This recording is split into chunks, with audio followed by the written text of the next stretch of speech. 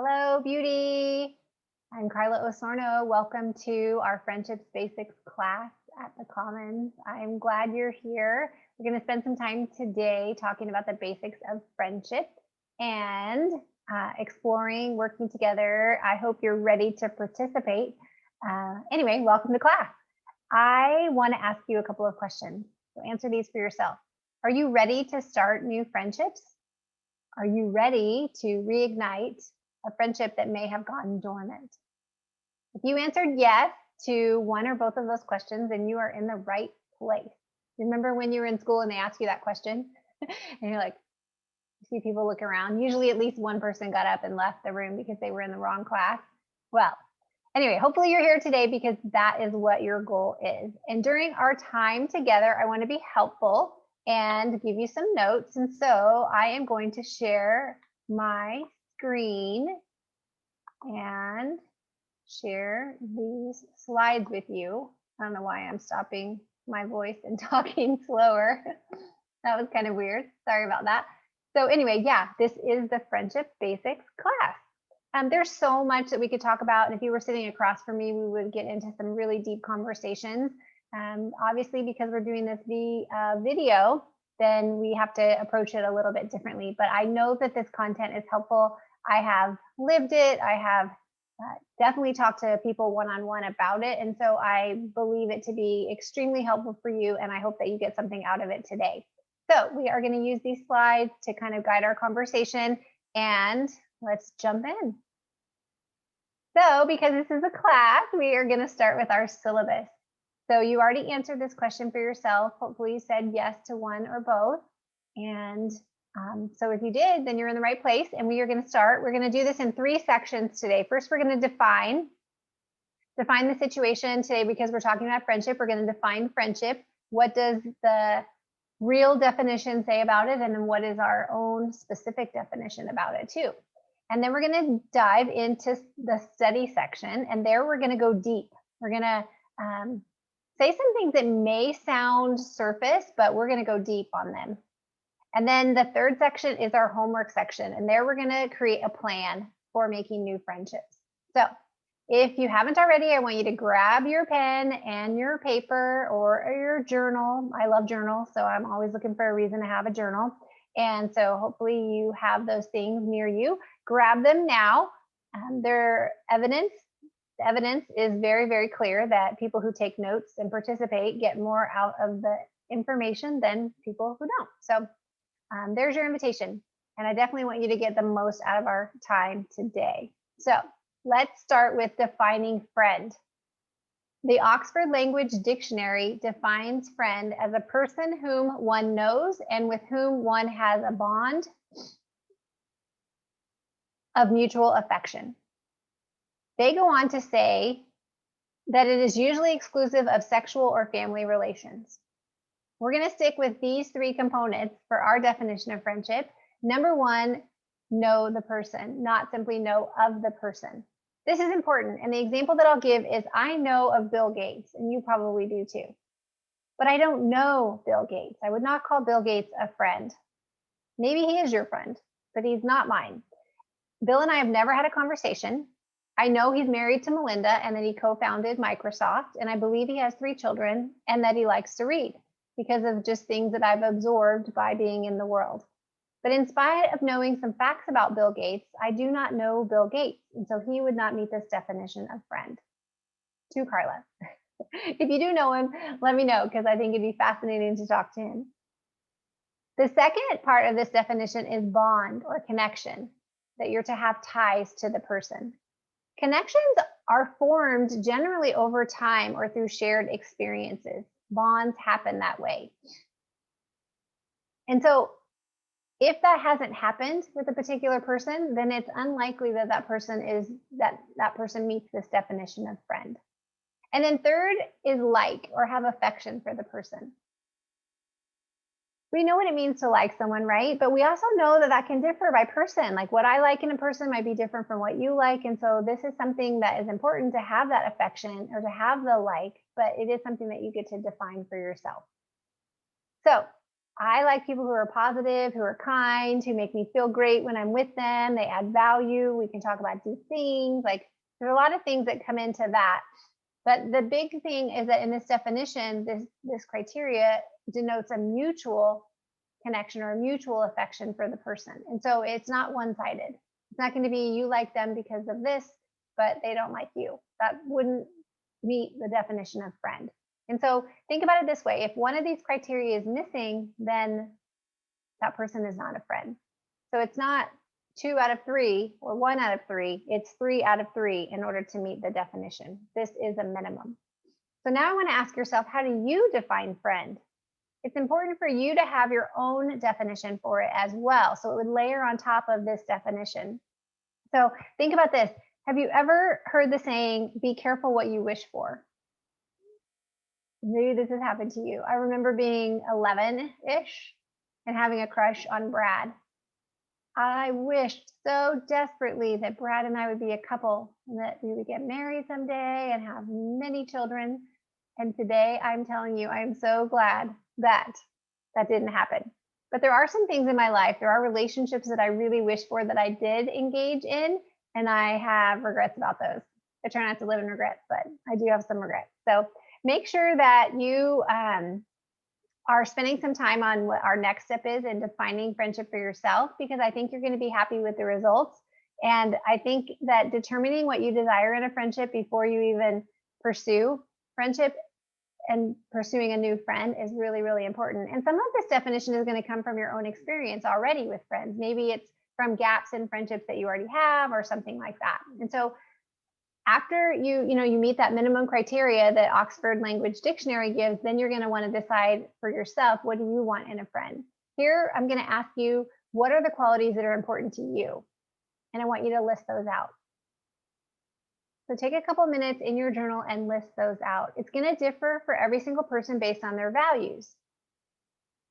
And here it's super helpful if you've already created a value statement. And so maybe you've done that with me or with at the Commons, but if you haven't, I recommend doing that first. Great thing about video trainings, right, is you can stop the video while you do that. So hit pause on that, come back to this later, or go through this, but know that you're going to want to come back and catch those values. So I want you to list your values, list qualities, attributes, expectations. One more bonus for doing this now is that when friendship gets hard, which because it's life and friendship is hard, sometimes happens, often happens, you can determine whether the friendship is important and whether your values are being stomped on or whether the friendship is not right for you. So knowing in advance what those are is going to help you down the road too. So another bonus reason for doing it right now. And I think it's really important to remember that you have to like each other. So if someone's stomping on your values, have a conversation with them and tell them. But if they continue to do it, then that's not really awesome. So here's an example. You value honesty, and your friend told you one thing and did another. She told you she was staying home to wash her hair, and then you saw on Instagram that she went to a concert with another friend. You could just go radio silent, but that's not going to be helpful. Instead, you're going to probably choose to have a hard conversation with her and communicate how much you value honesty and how what she did hurt your feelings. Really, how you feel hurt by her lie, right? It's not that your feelings are sensitive, it's that she lied and that was hurtful. She's either going to defend her lie and apologize, which means you can forgive her. And she's, an explanation might be that she really didn't want to hurt your feelings in the first place. And so she didn't tell you, thinking that you might not find out. That didn't work out so well and you were hurt. And so you can choose to forgive her and the friendship can continue, or you can forgive her and then you can move forward separately. Both of those are options for you, but having that conversation becomes extremely important because it helps you not to get stuck. So here's some other questions that you can consider. What are my needs? Am I wanting a friendship where I'm attached at the hip with someone, or where we meet once a week and go for a walk? So those are some examples, but you're going to just dig into what are my needs. Again, it's helpful to use prior friendships and situations that you've had to help you to determine what those needs are. Another thing that you might look at is there a particular age or season of life that I'm looking for? Do I want someone who has kids the same age as mine? Those are all valid questions. Are there work or personal situations that are more ideal for a friend? If you work nights, then you might need a friend who is available during the day. because people who have their evenings free, that wouldn't mesh up with you for the most part because of your work schedule. Will this friendship center around an interest? Are you looking for a running friend or a knitting friend or a friend who likes to garden that you can talk about that? What are your interests, and are you looking for a friend centered around your interests? And then are you wanting an online or an offline friendship? That's going to matter. If it's an online friendship, then that person can live anywhere. If it's offline, they probably need to live in your neighborhood, at least in your zip code. Okay, so those are some questions that you can ask for yourself. You're using the minimum 3 criteria. Do you know the person? Is there a bond? Is there mutual affection? And then you're identifying these additional needs and particular expectations and qualities that you have as an individual. Next, we're going to move into the study section of our time together. And in this one, we have clarity about what a friend is and about the qualities that are important to us in a friend. We're going to do some homework in the 3rd section, but this middle section, before we get to that finding a new friend or renewing an existing friendship, we have some more things to consider. So this section is the study section, and study implies an in-depth look. So we're going to go deep here. We're not going to study calculus or French or take a Great Courses Plus class right now. We're going to study ourselves. But don't worry, we're not going to study ourselves for long because that can keep us stuck too. We're just going to do it long enough to make sure that any obvious challenges or roadblocks to friendship aren't in the way. So we don't want to stumble right out of the gate with any of these challenges. And so we're going to address them right now. So here are the 3 types of challenges that we're going to address. Disappointments, dormant or raw hurts, and absolutes or vows. So who among us has not experienced these challenges? I'm going to ask you to raise your hand if you have made it to your current age without being hurt, being disappointed, or making a decision to always or never. Since this is a recorded video, I cannot see your hands, but you can see I'm not raising my hand, and I would guess that there aren't too many people, if any, raising their hand. So hear me, beauty. All of us have experienced disappointment, hurts, and we've all made vows. You are not alone in this, and this class is to help us to deal with some of those things. And so this is not a time to feel isolated or like it's only you or anything like that. And honestly, it might not be you. You may not, there's a variety of reasons why we don't have the friendships that we want at any season of life. And so this isn't about accepting or pointing blame. It is really just about doing all the things that we can do, right? If we can affect a change, then we want to. We can't control the people that you're going to be talking to and developing new friendships with, but we can control ourselves. And so that's what we're focusing our energy on today. So no shame in this. You're not alone, but this is the part where we want to make sure that those universal challenges are not sticking us so that we're stuck and not pursuing friendships.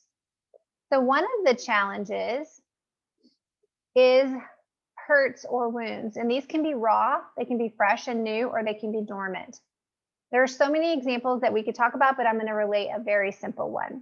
So let's say that in a recent friendship, you have made yourself vulnerable. You were with a friend that you thought you could trust, and so you made yourself vulnerable and you shared some struggles that you're having in your marriage. And not too long after that, you run into a mutual friend, another friend, and that person puts their hand on your shoulder and says, "How are you doing? How's your marriage?" And you just freeze because you just know that you have been betrayed and that friend has shared what you shared with her. And so you walk away from that encounter thinking, I can't trust women. Women are not trustworthy. Here I open myself up and look what happened. And every time you see these women, even though you've told yourself that you should just move on and get over it, every time you see them, that raw pain is just right there. You feel the shame, the pain, and all the stuff, and you can't move on. Like you're just stuck. Things will never be the same for you. And you just really have a feeling that people are not trustworthy. And so, I say this because all of us have had some similar situation. This particular example was made up. It's not like someone just did this to me, but I can resonate. I've heard it happen. Similar things or things that are adjacent have happened to me. And so I want to invite you to consider that your response could be 2 different things, because we don't exactly know people's motivations ever. And so here's 2 scenarios or 2 possibilities of what could have happened. First, it is possible, or is it possible, I would ask you, that your friend did not betray you? Maybe they didn't tell the person the whole story. I have learned from my own experience that my assumptions get me in trouble a lot. I've often assumed that people knew something that they didn't know. Um, and in that scenario, she said, "How's your marriage?" She could have just been concerned. Maybe she recognized in me something that she had gone through herself. And so it's possible that the friend did not betray me, but that person just guessed really well and it hit home. Or maybe I had said something in the past that hinted at it. And so she had reached out. Maybe I expressed frustration with my husband sometime and I forgot about that encounter, but she remembered. And so she was asking. Anyway, it's possible that the person didn't betray you. And so it may be worth having a conversation with one or both women just to resolve it. And then the second possibility is that that friend truly is untrustworthy and that even though it wasn't clear whether she said anything or not, you may find out that she did. But I would ask, does that mean that all women are untrustworthy? Isn't it possible that you can be friends with women who keep your heart and your story safe? Would you be willing to try again and grow in discerning who and what to share as you practice with a new friend? Wouldn't that be better than not being in friendship because of hurts? So these are questions that we have to answer for ourselves. But I know for sure that, creating boundaries with friendships and even disbanding friendships is sometimes necessary. And that's a personal choice that anyone can make. But making an absolute statement or a vow out of that where you avoid all friendships would not be what would be best for you for wholehearted living and for just being in community. And so those are some things to consider.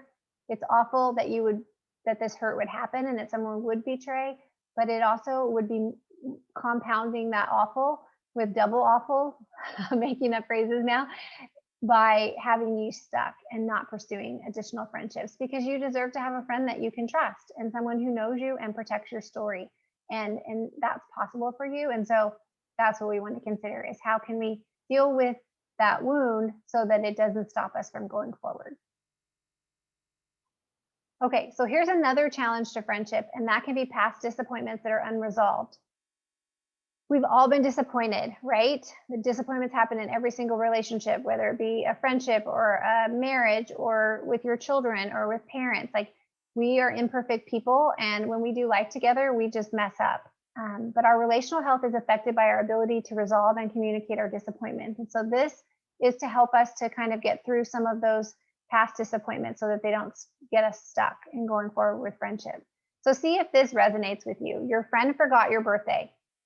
Every year you guys celebrate each other's birthdays, and this year yours came and went and she didn't even say a word. And that was 6 months ago. And you don't think you'll ever forget it. You're so hurt by that choice. You've been civil when you see her, but the friendship just isn't the same. She keeps asking you what is wrong, and you make excuses saying that you are just busy. But truly, the disappointment is eating away at you. Who forgets their friend's birthday? You keep asking yourself. So in this scenario, I invite you to consider two angles. First, your friend knows she forgot and doesn't care. Was this an intentional slight? Is she mean, a first-class jerk? Like, is this how she's characterized? I mean, she celebrated your birthday before, but does she do this all the time? Like, that is one possibility. And so in that situation, having a conversation with her to find out what the root issue is would be important. Second, is something else going on with her? Is she in financial difficulties and embarrassed to mention it? What is going on with your friend that she would forget an important date? Is she in crisis? Is she forgetful? Is she characterized by forgetting you? Or is this a one-off? These are all questions to consider and answer, and probably are going to involve a conversation again. So you may be thinking, why would I have a conversation with her? And I guess I'm inviting you to consider that because you want resolution, and that resolved outcome is going to help you to go forward rather than being stuck wondering and making up stories that aren't going to serve you. So that is the second scenario related to disappointment. The third challenge that can happen with friendship and be a roadblock to us is when we make absolutes. And you can see in both of these stories, absolutes were a part of them too, or could have been a part of them. An absolute might be deciding that because you had an untrustworthy friend, that you decide all women are untrustworthy. Or because you were forgotten, your birthday was forgotten, you decide women don't care about me, I am forgettable. Those are absolute statements, and other absolute statements include never or always, or vows or things like that we make out of our pain, right? And so it comes from a place of like it feels real at that moment. But what I would say is even after you forget the situation, the vow sticks around. And so it's important to dismantle these vows and absolutes as soon as you recognize them. And that's what this study section is about today, is to dig in and dismantle some of those. So when we make a vow, we will find evidence to prove ourselves right. And whether that evidence is real or imagined, we'll look for it. So we'll look for other scenarios that prove that I am forgettable. We'll look for other examples of people not being trustworthy. We'll look for them. And when we look for them, we will find them because people are imperfect. And so what I want to invite you to do is to recognize these absolute statements, recognize that they're causing you to be stuck. And even though there's some truth in them, they're not, the absolute part of it is not true. And that it is possible to communicate and heal, and that friendship is worth pursuing, and so that you would go forward. And I want to tell you that these pains, all three of these challenges and wounds and disappointments and absolutes, are all very, very serious. And not everyone is going to be able to like spend, whatever 10 minutes on it and go through it. And that's okay. We all are in a different place. So for many people, this will help, is just bringing awareness to it and being able to get through it. For others, this is not a simple step solution. And so I don't want you to feel like I'm trying to diminish your pain in any way.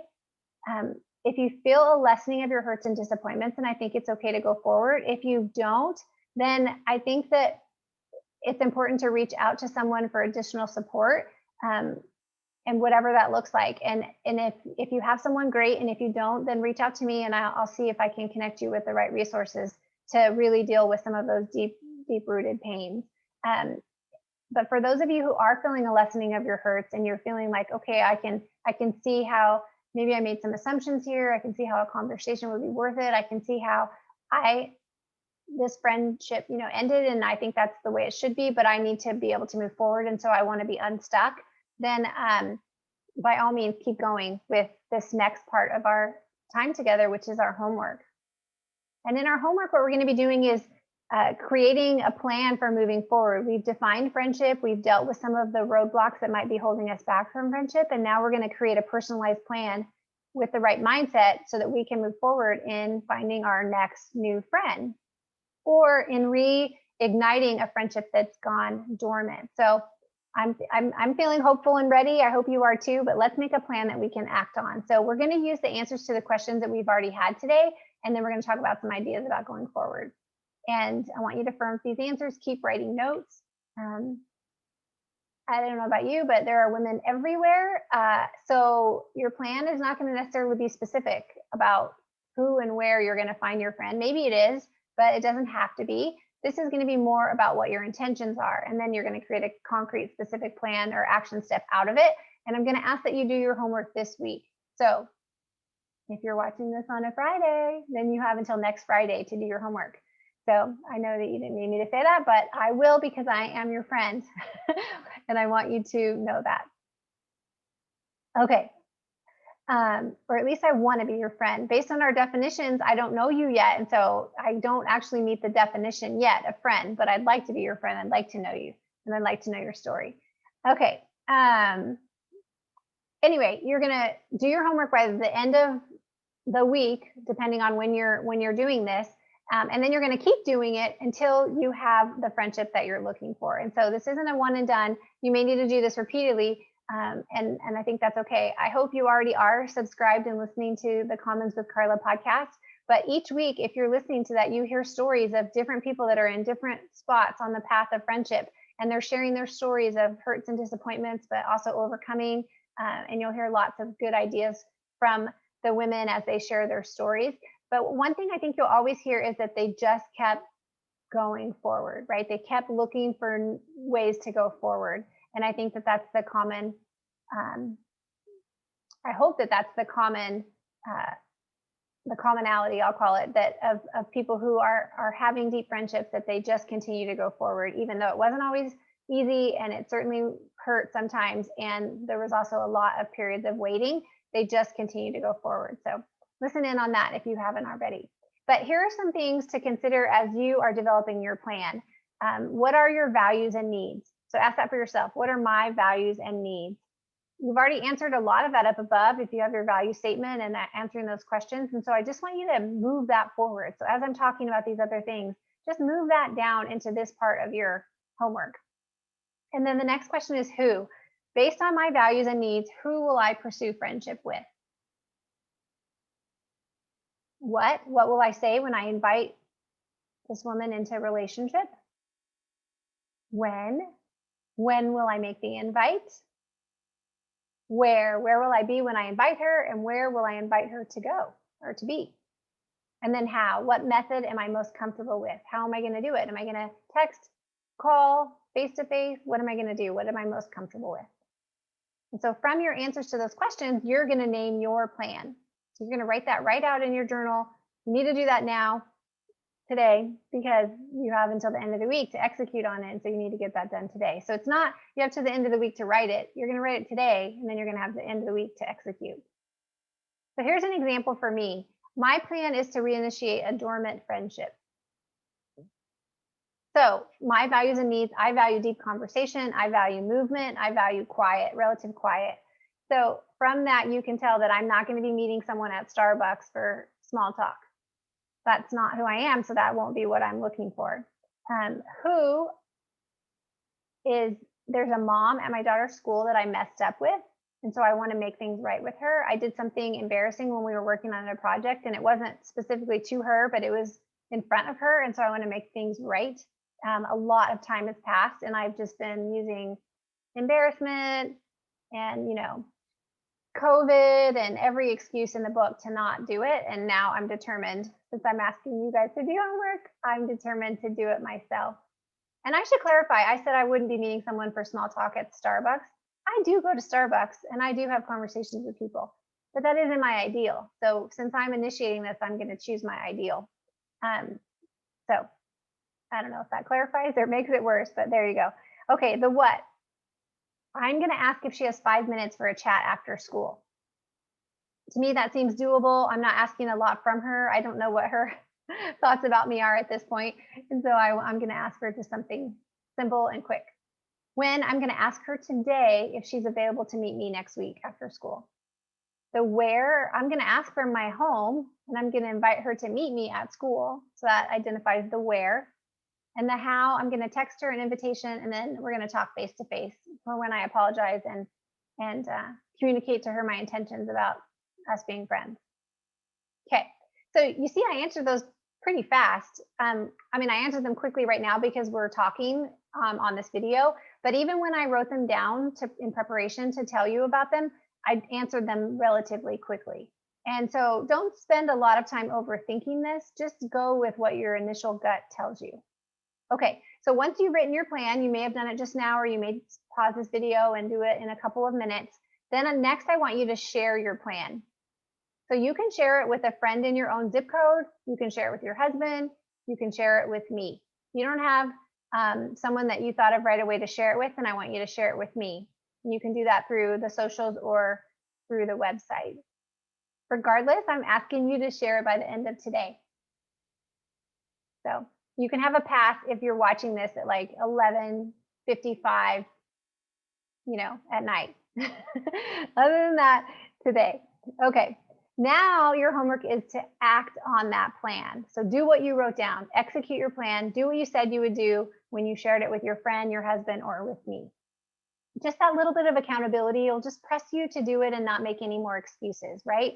I have shared it with you and lots of people that I'm going to do this today. So I have to do it today. So that's what's going to happen. And I want you to hear me. You cannot fail, beauty. You can imagine right now, your brain could go running wild with the worst case scenario, and you could come up with something pretty elaborate of what could happen. I could come up with this woman says, "You're horrible." She could like yell at me in front of everybody in the playground. Like it could go really, really bad. I don't think that's going to happen, but let's just say it happened. In the end, I would cry. It gives me goosebumps even thinking about it. That would be an awful situation, but I would be okay. Like the bravery that it takes to create a plan and to pursue someone makes me a better friend to the next person who's receptive to that invitation. If that makes, I hope that makes sense. Um, so I guess what I'm telling you is you have nothing to lose, and no matter what happens, you're going to be okay. And so be courageous and go for it. Okay, you guys, we have covered a lot here today. We covered it pretty quickly, but I hope that you've taken notes. I hope that you've gotten a few aha moments and that you have written down your plan. You're going to share that and you're going to execute on it. And I would love to hear how that goes. So now, remember in school when you finished the end of class and your teacher would pass around a paper that was an evaluation? We don't have a piece of paper that I can pass to you right now, but I do want to ask you to evaluate me. And this is what it would look like in this online world. Did we do what we said we would do in our syllabus? Did we define friendship? Did we study and go in depth and look at what a friend is and what might be stopping us from friendship?